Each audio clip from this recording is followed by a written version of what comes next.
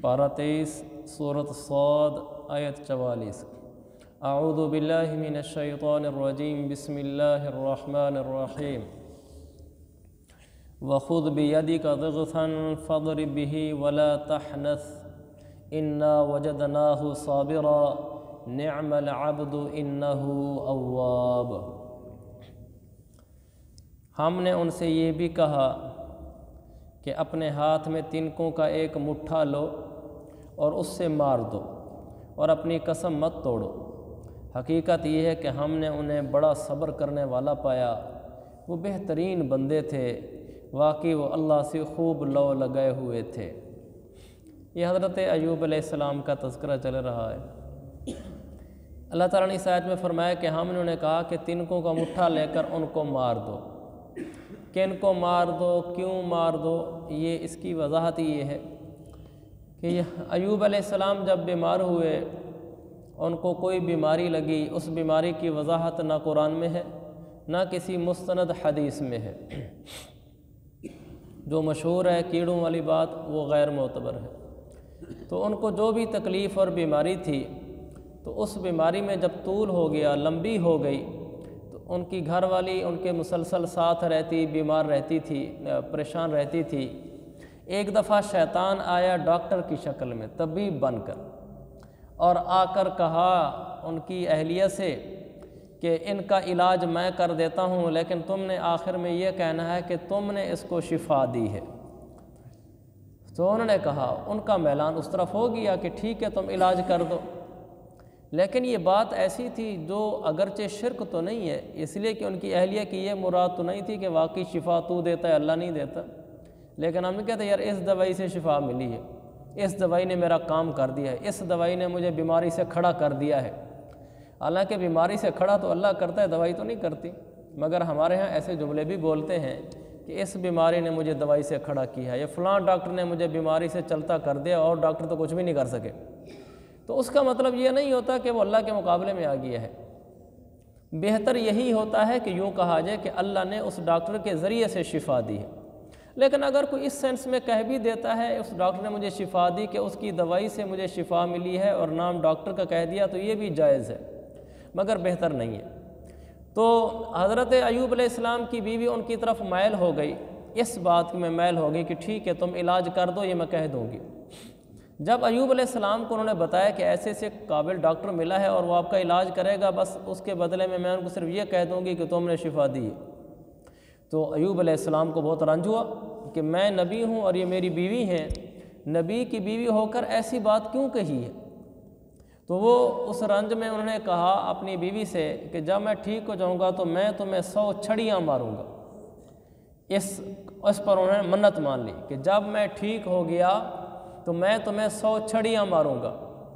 अल्लाह का करना ऐसा हुआ कि वो मौजज़ा ज़ाहिर हुआ, पाँव से चश्मा फूटा। उन्होंने कहा पाँव मारो, अल्लाह ने फरमाया और कुद बिरिजलिक, पाँव मारो, हादा मुग़तसलुन बारिदुन व शराब, ठंडा मीठा पानी निकल आया, उसको पिया, नहाए, शिफायाब हो गए।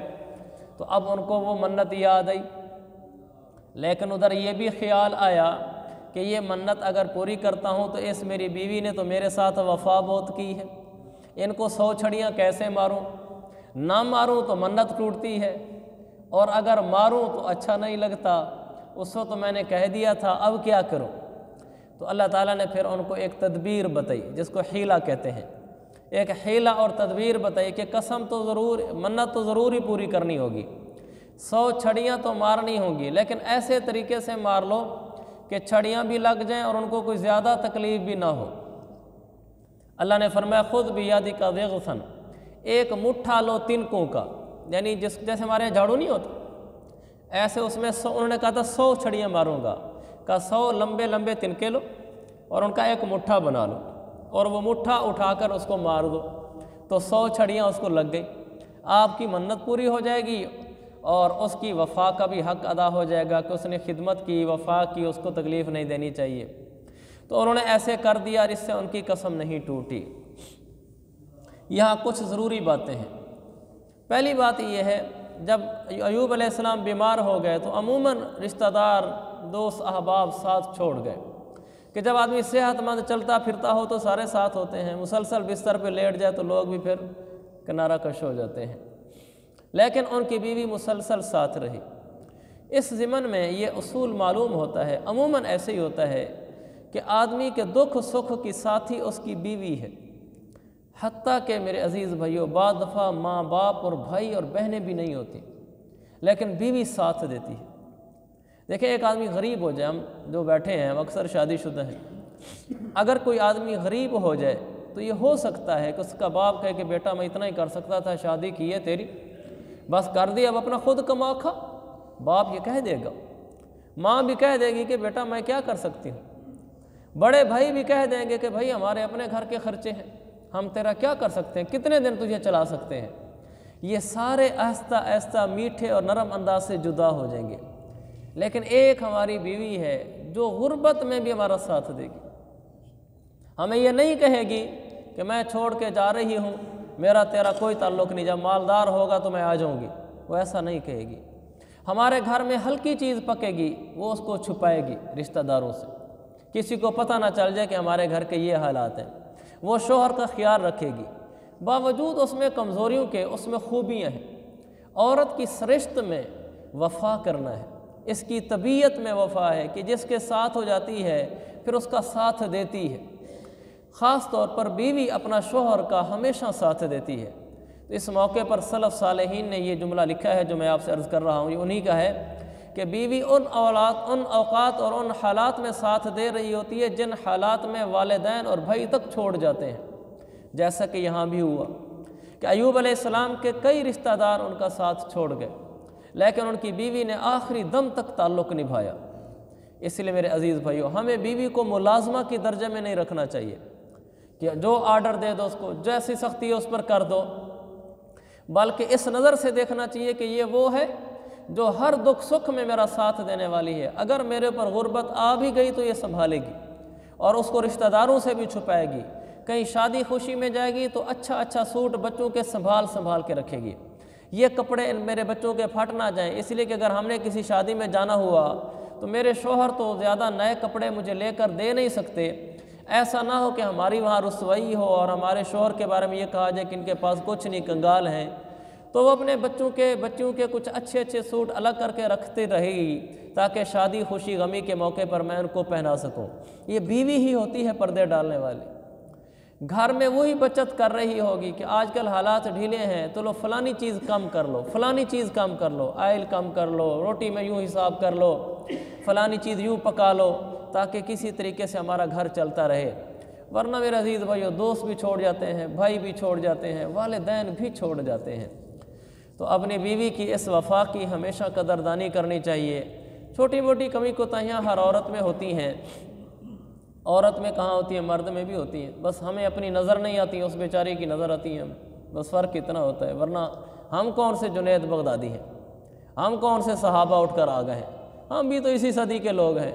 تو وہ جب ہماری خامیاں برداشت کرتی ہے تو ہمیں اس کی برداشت کرنی چاہیے، ہمیں اس کو محبت دینی چاہیے۔ یہ اصول کبھی نظروں سے اوجھل نہ ہو، دوبارہ یہ وصف عورت کا کبھی نظروں سے اوجھل نہ ہو کہ وہ غربت میں بھی آپ کا ساتھ دینے والی ہے، آپ کے ایمان کی محافظ ہے، آپ کے گھر کی دھوبن ہے، آپ کے بچوں کی ملازمہ ہے، آپ کے گھر کی خادمہ ہے اور آپ کے گھر کے جھاڑو دینے والی ہے۔ حضرت عمر والا واقعہ میں سنایا کرتا ہوں، ایک آدمی ہے حضرت عمر کے پاس شکوہ شکایت لے کر کہ میری بیوی مجھ سے الجھتی ہے، اونچا بولتی ہے۔ وہ آیا حضرت عمر کا دروازہ بجایا، تھوڑی دیر کھڑا رہا پھر چل دیا۔ تو اندر حضرت عمر اور ان کی بیوی آپس میں بات کر رہے تھے، تو وہ چلا گیا، حضرت عمر نے دروازہ کھولا تو بندہ واپس جا رہا ہے، دروازہ بھی کھٹکھٹایا، بات بھی نہیں کی۔ حضرت عمر نے بلایا، کہا بھائی یہ کیا بات ہے؟ کہنے لگے بس کسی کام سے آیا تھا، بس وہ ہو گیا۔ وہ کہنے تو یہ آیا تھا کہ میری بیوی اونچی بول لیتی ہے، دیکھا تو اندر بھی کہانی چل رہی تھی۔ تو اونچ نیچ ہر جگہ ہو جاتی ہے، یہ کوئی ان کی شان کے خلاف نہیں ہے۔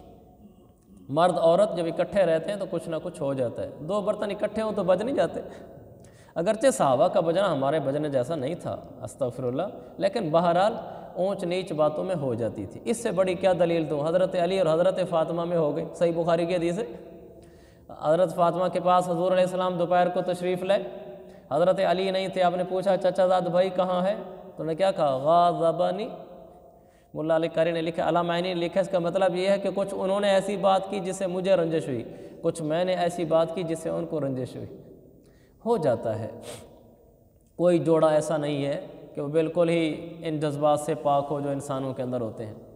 خیر، حضرت عمر سے کہنے لگا جی میں تو کچھ کہنے آیا تھا، بس پھر ضرورت نہیں رہی۔ ان کا کیا کہنے آئے تھے؟ کہا جی بس چھوڑو۔ کہا کیا تھا؟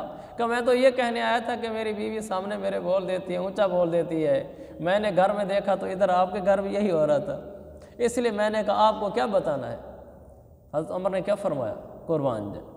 کہا دیکھو اگر وہ ایک دفعہ اونچا بول بھی دی ہے تو کیا حرج ہے؟ فرمایا انہا غسالتن انہا کناسۃ۔ کہا وہ میرے گھر کی دھوبن ہے، وہ میرے گھر کے جھاڑو دینے والی ہے، وہ میرے ایمان کی محافظ ہے، میرے بچوں کی دیکھ بھال کرنے والی ہے۔ ایسے حضرت عمر گنواتے چلے گئے۔ پھر کہا کہ اگر ایک دفعہ اونچا کہہ بھی دیا کوئی لفظ تو کیا ہو گیا؟ سمجھا دیا کہ اونچ نیچ ہوتی رہتی ہے۔ اللہ کی نبی کی حدیث ہے صحیح مسلم میں، آپ نے فرمایا لا یفرق مؤمن مؤمنۃ ان کریہ منہا خلقا رضی منہا آخرا۔ کوئی آدمی اپنی بیوی سے بد دل نہ ہو، فرمایا اگر اس کی کوئی بات ناپسند ہوگی تو کوئی پسند بھی ہوگی، ساری تو ناپسند نہیں ہو سکتی۔ اگر اس میں کوئی خامی ہے تو کوئی خوبی ہوگی، دوسری عورت لاؤ گے اگر اس میں یہ والی خوبی ہوگی تو کوئی اور خامی ہوگی، کوئی ایسی کامل مکمل تو ہو بھی نہیں سکتی، اسی لیے اسی کے ساتھ ہی پھر نبھا کر لینا چاہیے۔ تو میں عرض کر رہا تھا کہ بیوی کا ساتھ کبھی نہیں بھولنا چاہیے، اونچ نیچ گھروں میں ہو جاتی ہے لیکن اس کی وفاداری کو کبھی بھی نہیں بھولنا چاہیے، وہ ہمیشہ کی وفادار رہتی ہے، یہ ایک اصول معلوم ہوا، لہذا اس وفاداری کی اس کی قدر بھی کرنی چاہیے۔ دوسری بات یہ معلوم ہوئی کہ انہوں نے اپنی بیوی کے بارے میں دیکھا کہ انہوں نے ایسی بات کی ہے جو نہیں کہنی چاہیے تھی، کہ میں یہ کہہ دوں گی ٹھیک ہے شفا تم نے دی ہے، ٹھیک تم نے کیا ہے۔ اس پر حضرت ایوب ناراض ہو گئے۔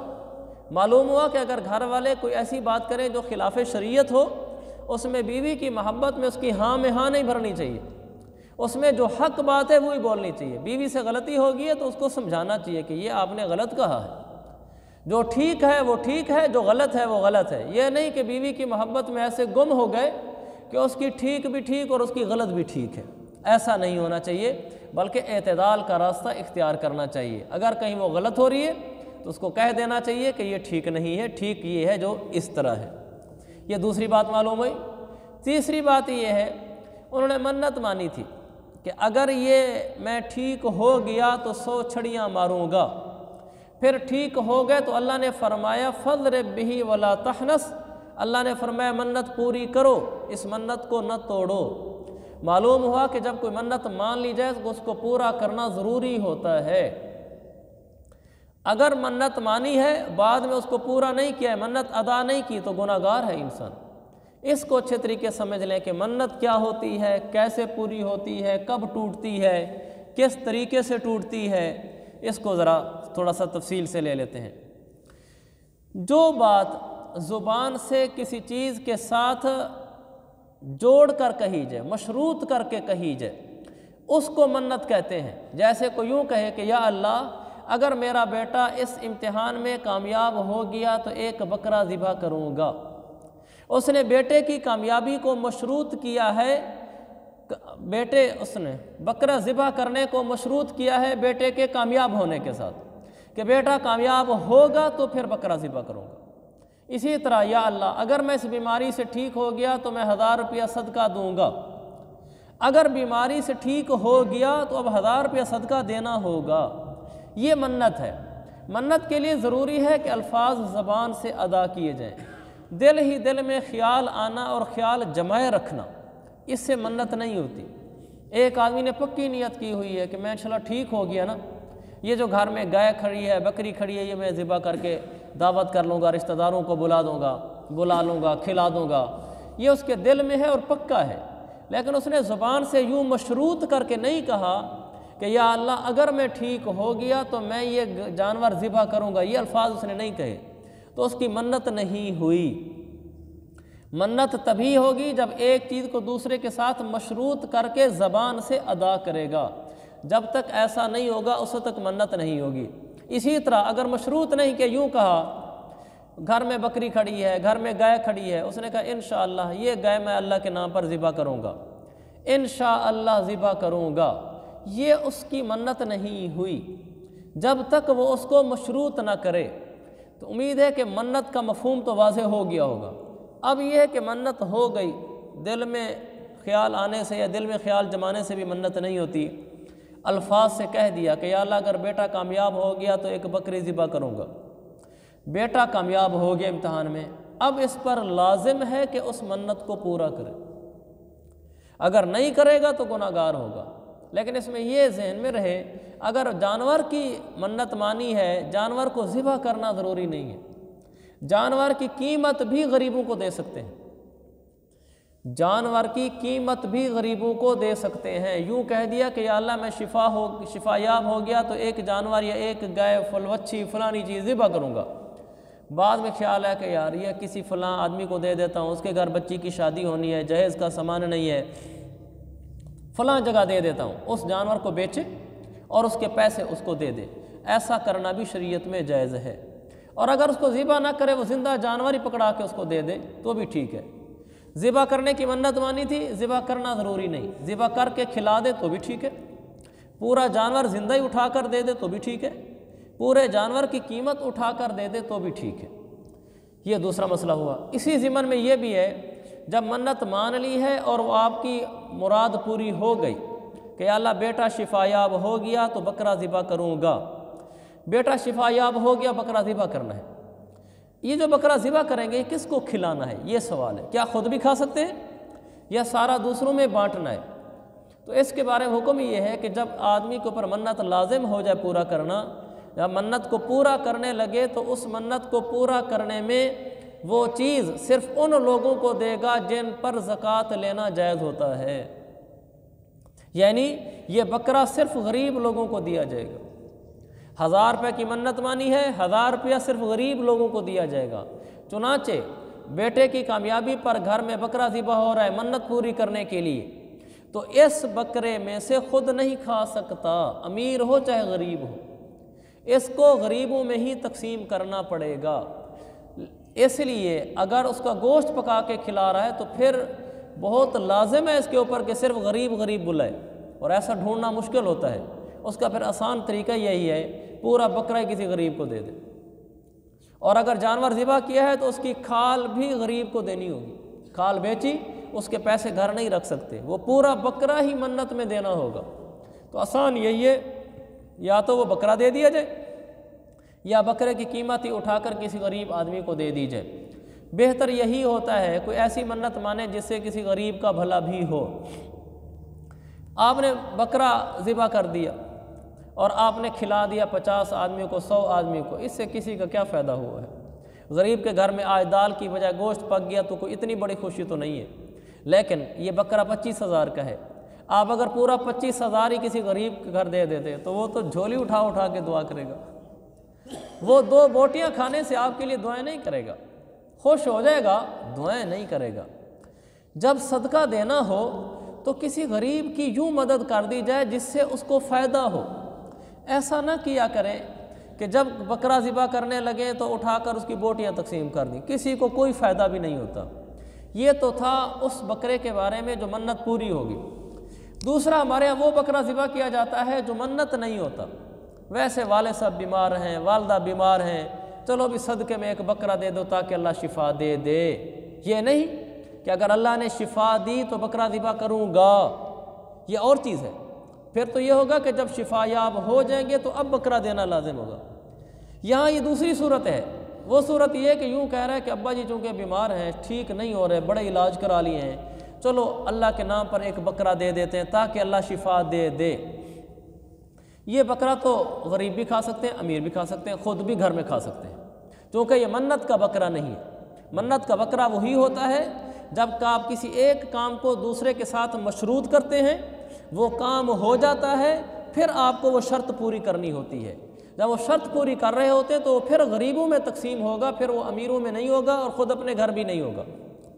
اس لیے اگر ویسے ہی صدقے کا بکرا دے رہے ہیں تو وہ پھر امیر غریب سارے کھا سکتے ہیں۔ اس موقع پر میں یہ ضرور عرض کروں گا کہ جب آپ پر بکرا دینا لازم نہ ہو، جیسے والد صاحب بیمار ہیں چلو بکرا دے دیتے ہیں، یا اللہ نے مجھے اچھا کاروبار دیا ہے چلو اللہ کے نام پر بھی کچھ دے دیتے ہیں، کچھ دیگ پکا لیتے ہیں، ایسا نہ کیا کریں۔ آپ کو اللہ نے کاروبار میں نفع دیا، کوئی اور خوشی دی، آپ نے ایک دیگ پکا کے غریبوں کو کھلا دی، لوگوں کے گھروں میں چاول پہنچ جائیں گے، بوٹی والا سالن پہنچ جائے گا، تو اس کو کیا فائدہ ہوگا؟ اگر اللہ کے لیے دینا ہے نا، نام و نمود نہیں چاہیے، تو جو آپ کی دیگ کا خرچہ ہے، جو آپ کے بکرے کا خرچہ ہے، وہ اٹھا کر کسی سفید پوش غریب آدمی تک اس کے گھر میں اس طرح پہنچا دیں، اور اس کے اور آپ کے علاوہ اور کوئی نہ جانتا ہو سوائے اللہ کے، لوگوں کو پتہ بھی نہیں چلے گا۔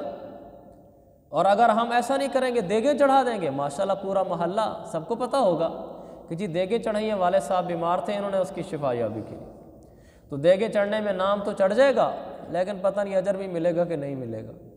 غریبوں کا بھلا کریں، ان کے در تک چیز پہنچائیں، اور صدقہ دینا ہو تھوڑے تھوڑے پیسے نہ تقسیم کیا کریں، چلو کسی کو 100 دے دیا، کسی کو 500، کسی کو 1000، آپ نے 5000 اللہ کے نام پر دینا ہے، ایک ہی کو 5000 دے دیں، اس کا کوئی کام ہو جائے گا۔ جب آپ 500 تقسیم کریں گے تو کسی کا کوئی کام بھی نہیں ہونا، وہ 500 ویسے ہی ختم ہو جائے گا۔ لیکن آپ اکٹھے 5000 دے کر آئیں گے، اکٹھے 10,000، اکٹھے بکرے کی قیمت 25,000، اکٹھے گائے کی قیمت 70,000، جب آپ کسی کے گھر میں 70,000 دیں گے، اس کو پتہ چلے گا کہ آج میرے گھر بہت بڑا مسئلہ حل ہونے کا انتظام ہو گیا ہے۔ اس کے کتنے مسئلے اٹکے ہوئے ہوں گے جو آپ کے 10-20 ہزار کے دینے کی وجہ سے اس کے مسئلے حل ہوں گے، پھر وہ آپ کے لیے دعا کرے گا۔ اب جو دعا نکلے گی نا تو یہ عرش کو کراس کر جائے گی، یہ سیدھی اللہ تک پہنچے گی، کیونکہ دل سے اس کی دعا نکلی ہے۔ اور جس کے ساتھ بھلا کریں اس کا معاملہ چھپا لیں، مدد کرنے کا بھی طریقہ ہے، اس طریقے سے کریں کہ اس کے اور آپ کے اور اللہ کے علاوہ کسی کو پتہ نہ ہو۔ ایسے نہیں کرنی چاہیے 2-4 لوگوں کو بھی بتا دیا، جو غریب آدمی تھا، بچی کی جہیز کی تو گنجائش تھی نہیں، چلو ہم نے اس کی کوئی مدد کر دی، کیا فائدہ بھائی، اسے بہتر تھا نہ کرتا۔ جب مدد کی ہے تو پھر اللہ کے ساتھ اس کو بتا دیں، بھائی میں کسی کو نہیں بتاؤں گا، آپ سے گزارش ہے آپ نے کسی کو نہیں بتانا، تاکہ میرا اور آپ کا معاملہ ہے، باقی میں جو آپ پر خرچ کر رہا ہوں میں اس پر اللہ سے اجر چاہتا ہوں کہ میں نے ایک آدمی کی خدمت کی تھی، ایک آدمی کی مدد کی تھی، ایک آدمی کی ضرورت پوری کی تھی، ایک آدمی کے مشکل میں کام آیا تھا، اے اللہ اس کا مجھے اجر عطا فرما، بس میں اللہ سے اجر چاہتا ہوں۔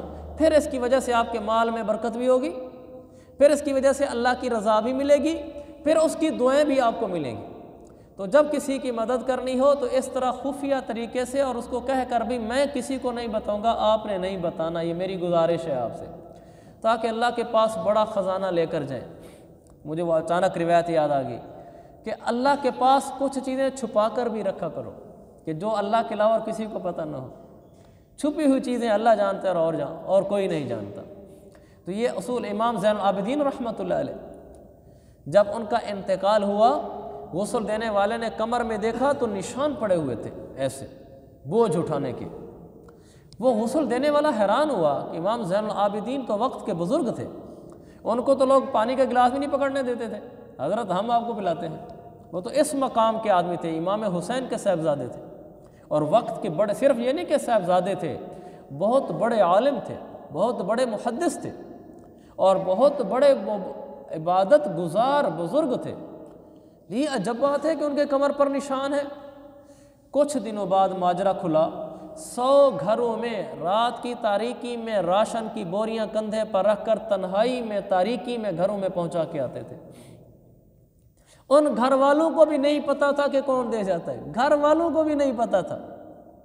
وہ پتہ اس طریقے سے چلا ان کے انتقال کے بعد 100 گھروں میں جو ہر مہینے راشن آتا تھا وہ بند ہو گیا۔ جب بند ہوا تو پھر لوگوں کو پتہ چلا کہ اچھا وہ نشان بھی اس چیز کے تھے اور دینے والا بھی یہ تھا۔ ایسے چھپا کر دنیا سے گئے۔ میرے عزیز بھائیو، جب غریبوں کی ہم مدد کریں تو اس کی عزت نفس کا خیال کریں۔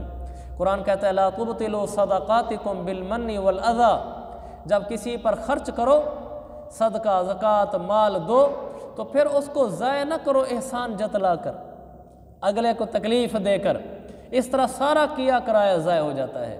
جب کسی کے ساتھ بھلا کیا تو بس نیکی کر، دریا میں نہیں سمندر میں ڈال، بس وہ جانے اور میں جانوں، دن قیامت میں کھلے گا کہ ہم کس کی کیا خدمت کرتے رہے، اس پر اللہ اجر دے گا۔ تو یہ میں تھوڑا سا تفصیل سے عرض کر رہا تھا صدقے کو اور منت کو۔ تو ایک تو صدقے میں بکرے ذبح کرنے کے بجائے مال دیا کریں، نفلیں پڑھا کریں۔ اور یہ ہمارے ہاں ایک رسم ہے، اس کا شریعت سے کوئی تعلق نہیں ہے۔ یہ کہتے ہیں خون بہو، مثلا گھر میں نیا گھر بنایا ہے، نئی دکان بنائی ہے، کہتے ہیں یہیں اندر بکرا لاؤ، یہیں ذبح کرو تاکہ خون بہہ جائے اور یہاں سے مصیبتیں نکل جائیں۔ کوئی بیمار ہے تو اس کے سرہانے بکرا بلا کر خون بہو، تاکہ بعض تو بکرا ذبح کرنے کے بعد پھر اس کا گوشت اوپر سے سر سے ایسے چکر لگوا کر آگے کرتے ہیں۔ یہ سب فضولیات ہیں، رسم ہیں ہمارے علاقوں کے، اس کا صدقے سے شریعت سے کوئی تعلق نہیں۔ صدقہ دینا ہے تو اللہ کے نام پر بکرا جو کسی غریب کو دیو، بکرے کی قیمت دیو، اللہ جانے اور تم جانے، کسی کو پتہ ہی نہ ہو۔ باقی خون وہاں بہانا اور خون ذبح نیچے بہا کر جانور کی سری کو چکر لگوانا یا اس کے گوشت کو چکر لگوانا یا جانور کو چکر لگوانا۔ مجھے بچپن میں یاد ہے، ہم رہتے تھے گاؤں میں، تو مجھے اب یہ بات نہیں یاد آتی کہ وہ کیوں کیا تھا، لیکن یہ مجھے اچھے طریقے سے یاد ہے کہ گائے لائے تھے، گائے نہیں بچڑا تھا، بیل، تو وہ گھر کے چاروں طرف ایسے ان کو چکر لگوایا، چکر لگوا کر پھر اس کو گھر کے صحن کے قریب لے اور اس کو ذبح کیا۔ تو میں یہ سمجھتا ہوں کہ یقیناً وہی ہوگا جو آج کل بھی ہمارے معاشرے میں عام ہے کہ پہلے جانور کو وہاں لاتے ہیں اور پھر مریض کے گرد گھماتے ہیں یا اس کا گوشت گھماتے ہیں۔ ان باتوں کی کوئی حقیقت نہیں، ان کو چھوڑ دیں۔ ویسے بکرا ذبح کرنا کوئی منع نہیں ہے، آپ نے ذبح کر کے اس کو غریبوں میں تقسیم کر دیا کہ یا اللہ ہماری مصیبت ٹال دے تو ٹھیک ہے، لیکن اس سے زیادہ فائدہ اس صورت میں ہے کہ آپ وہ پیسے ہی کسی کو دے دیں۔ پھر یہ قرآن حدیث میں داؤ مرضاکم بالصدقہ، آپ نے فرمایا اپنے بیماروں کا علاج کیا کرو صدقہ دے کر۔ صدقے میں کوئی بکرا ذبح کرنا تو صرف نہیں ہے، صدقے میں روپیہ دینا، پیسہ دینا، راشن دینا، دوائی دینا، کپڑے دینا، اس کی کوئی خدمت کر دینا، اس کو کوئی بل ادا کر دینا، اس کی کوئی ضرورت پوری کر دینا، کچھ بھی اس کی ضرورت پوری کر دینا، یہ صدقہ ہے۔